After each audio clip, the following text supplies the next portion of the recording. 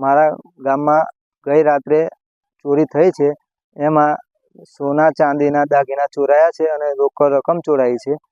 એમાં રાત્રે બનાવ બન્યો તો હું જ્યારે બહાર નીકળ્યો ત્યારબાદ મને ખબર પડી તો મેં જોયું તો એ દરવાજો ખુલ્લો એવું લાગ્યું પણ દિવાલ તોડેલી હતી। ત્યારબાદ જોયું તો તિજોરી તોડેલી હતી, પ્લસ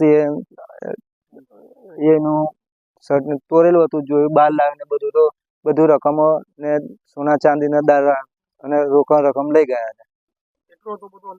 અંદાજે 3-4ની આસપાસ હશે।